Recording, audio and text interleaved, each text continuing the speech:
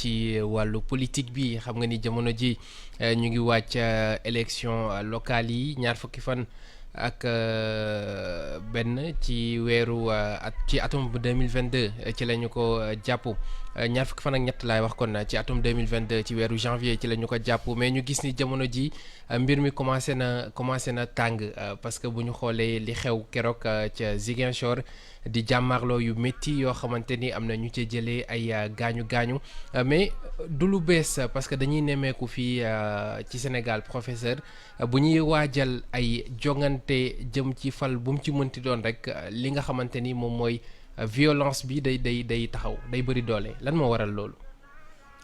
waaw Mohamed wax nga dëgg Sénégal de bañ amee indépendance ba tey saa yu ñu dëgmalee ay élection war a tànn muy tànn ay député wala tànn ay maire wala tànn président de la république bari na lu muy indi ay jafe-jafe yu méttee ci biir askan wi nit ñi dañuy fàttaliku wala ñuy fàtte ne 1963 élection yi Senghor njëkk a falu bin jàmmaarloo bilan officiel bi gouvernement bi génne woon dañ ne ñeent fukki nit ñoo ci dee 40 morts ñi nekkoon à l'opposition à l'époque ne ëpp na ko 80 morts la ñuy ne 100 morts te teewul ñu fal Senghor à 100%.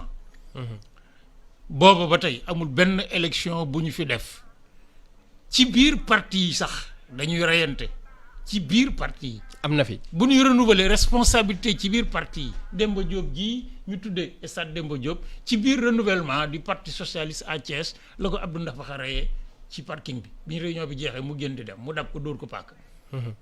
ak yeneen te mën nañu ko multiplier par X dans toutes les régions toutes les villes à l'intérieur des partis bu ñuy renouveler dañuy reyante sakkantement nag parti loolu nag Mohamed ku mu jaaxal da ngaa xamut histoire du Sénégal damay wax ne suñu histoire. boo ko bëggee résumer da ngay wax ne c'est une histoire de violence bu sukkandiku ci un discours de paix. lan ngay tuddee loolu une histoire de violence bu sukkandiku ci un discours de paix. waaw xam nga réew mi. lii fi xew ci violence mais du tey nag ñun historiens lépp lu xew rek. dañuy gëmm geesu seet fan la jógee parce que li xew bi muy xew nag ci période bi mu xewee fi mu xewee ña ko seq foofu la amee. mais boo ko gëstoo di nga xam ne amoon na ay signes précurseurs avant-coureurs yu sori di jege si ba nga mën a expliquer ko suñu histoire du Sénégal. depuis la libération du Kayor au 15e siècle à Danki. ba bi tubaab bii ñëw di xeex ak ñun mais c'est une histoire de violence xeex ci biir askan pour jël nguur bu nekkee ci nguur xeex askan ak askan c'est-à-dire réew ak réew pour nasaxal leen ba ci loolu bokk na waxuma mooy mais bokk na ci faciliter la traite négrière. ci naka. xeex ci suñu biir waa Kajoor xeex ak waa Njàmbur wala waa Njàmbur xeex ak waa Jolof wala waa Jolof xeex ak waa Saalum man leen jàpp ci ay nit jaay leen tubaab yi. donc bala nga leen jaay da nga leen di jàpp bala nga leen di jàpp da ngay xeex ak ñoom. waaw tubaab bi de ku mës a yóbbu nit ku ñuul la ko jàpp. nit ku ñuul la ko jaay tubaab bi du mës a dugg ci réew mi jàpp kenn wala mu waxaale kenn buur yi fi nekkoon ñoo daan songu seen buur ni ñoom xeex ak ñoom ëpp leen doole.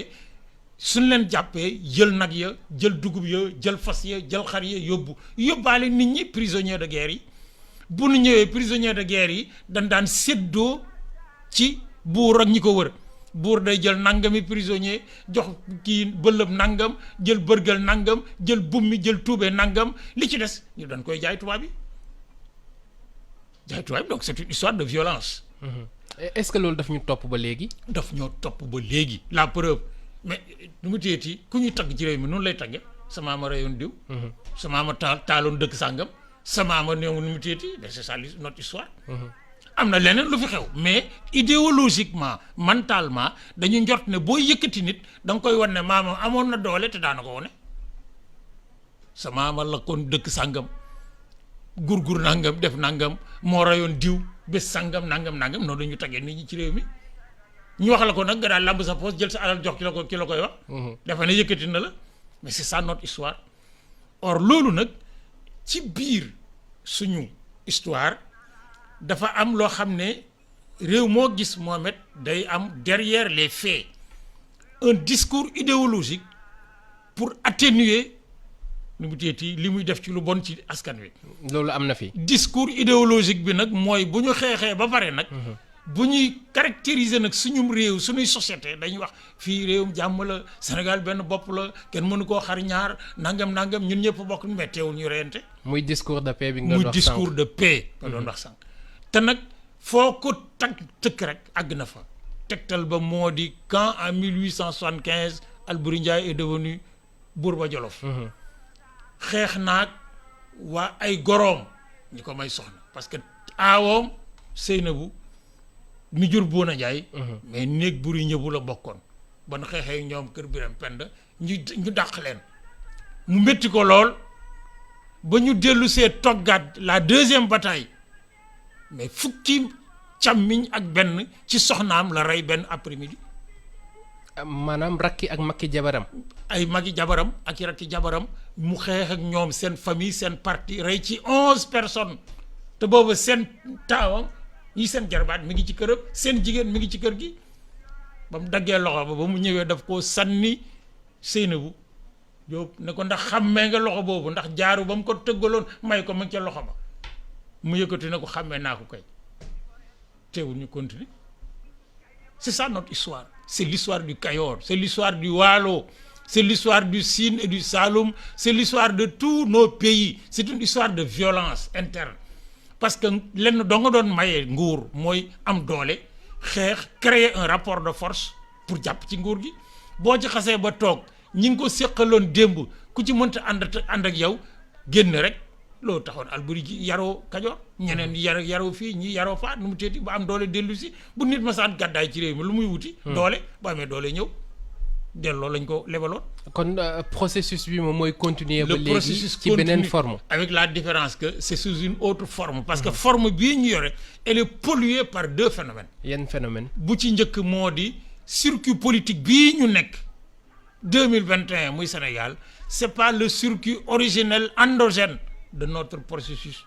loolu boo ko tekkee mooy lan. moo di dañoo àbb méthode politique yi jaambur di ci lijjanti suñu mbiri àddina. contexte ban ko créé woon nekkatu fi parce que contexte colonial bi nekkatu fi contexte français bi nekkatu fi contexte sénégalais moo fi nekk dans un environnement de mondialisation ñu dugal ci biir nag li gën a yées actuellement muy l'inculture de nos hommes politiques. inculture de nos hommes politiques mooy lan. moo di ñi politique ci réew mi ñi ci ëpp waxuma ñëpp ñi ci ëpp xamuñu réew mi ni mu tëddee en termes de valeur en termes de rapports sociaux en termes de mbañ ak mbaax ak li nga mën a def ak li nga mënta def ñoom bëgg nañ rek sutura ak teraanga niñ ko bëggee à la kuliyaalin nu mu teeti peu leur importe les moyens ils vont y aller. or c'est une histoire donc de violence gis nga Mohamed. 1960 man Ndakaaru gii laa yaroo keroog bi ñuy rey ñoom jóge boori fi cinéma El Mansour gi traversé jaar ci yoon wi jëm allée du Centenaire. nu mu teet bokkoon naa ca gone yo toppoon ci seen gannaaw di daw sama bay daf maa dab jàpp ma dugal ma ci biir néeg tëj ko ca ëllëg sa la ñu wax ne rey nañ leen dans les allées du Centenaire bi ñu toll ak école Papa Guèye Fall. jàkk digganteem ak grande mosquée. fa lañ leen reyee. on parle de x mort ci kenn mësul xam ba tey jii may wax yow ñaata nit dafa de mais ëllëg boobu mi leen jiite woon mu doon un personnage mythique nga xam ne tey bu doon tey dañuy wax ne ci ñi ñuy wax nu mu teeti les spécialistes de la sécurité ci la bokkoon ci leen ko reyee Abdoulaye Wade mais les 27 ans d'opposition à Senghor lenn doo nga ci rafet. mooy digganteem ak Senghor mosu ñoo waxante lu bon. kaddu yi ñagas amu ci mosu ñoo waxante lu bon mais seen militants yi moom lu bon lu ne defante nañ ko fu nekk tànc nañ ko fa ci Sénégal pendant les campagnes électorales bund xatal leen ñu xeex mais ba taxoon ñu créé les calots bleus. Pourquoi Abdoulaye Wade avait créé les calots bleus mais parce que pour assurer sa sécurité xam na ne fokk mu jël ay ñoo xam ne ñi seen bakkan dañ koy teg ci xottu gerte ànd ak moom fu mu dugg ci Sénégal ñu ànd ak moom. kon nervi yi ñuy wax jamono ji loolu du fi lu bees. waaw mais Mohamed. gis nga fii di maison du parti socialiste. sous le président Senghor. nga xam ne ñëpp daa jàpp nañ ne c'était un homme de paix.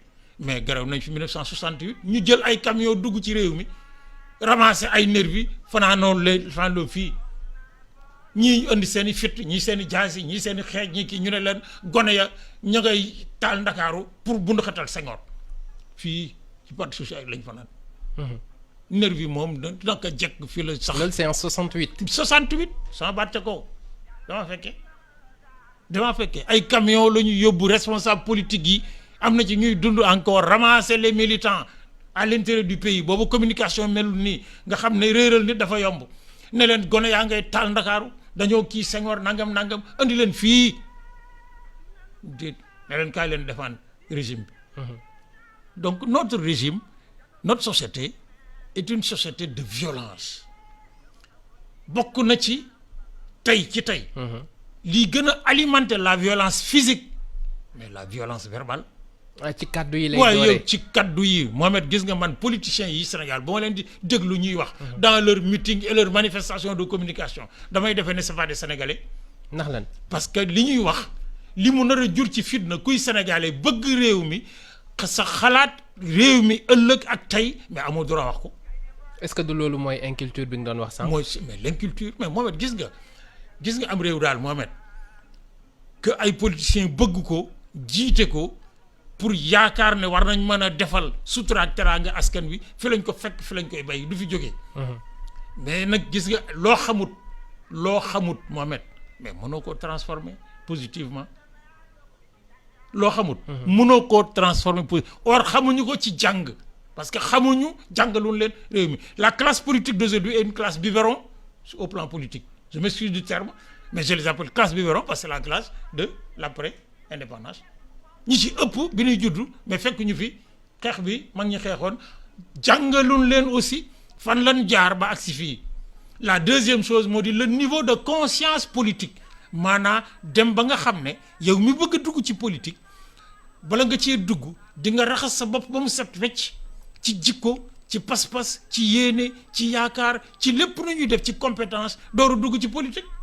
mais loolu tey boo ko doon wër da ngay di nga bëccëg ndara kam di nga taal lamp dans la classe politique parce que da nga ci tase ñoo xam ne ñi daf la wóor ne ñii lenn rek leen ci dugal lu ne lamb nañ ko fenn doxul ñoo ci ëpp.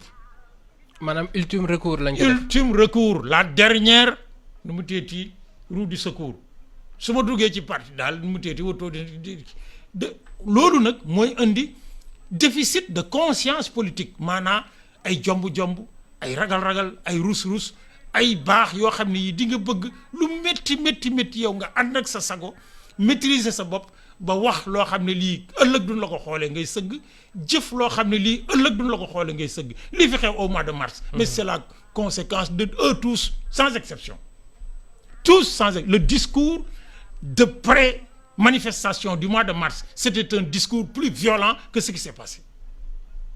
xam nga rey nañ ci ay nit. toj ci ay alal yàqal ci ay nit bundu xatal ci nit ñi pendant 3 semaines réew mi kiiwul mais c'est le discours 1 mois avant tout le long du processus de l'affaire Senghor astafurlah Adji Sarr Ousmane Sonko mais qui est à la base de tout entre moom Ousmane Sonko ni mu doon waxee ak ñi ko doon tontu ni ñu ko doon tontoo ñoom ñëpp tous.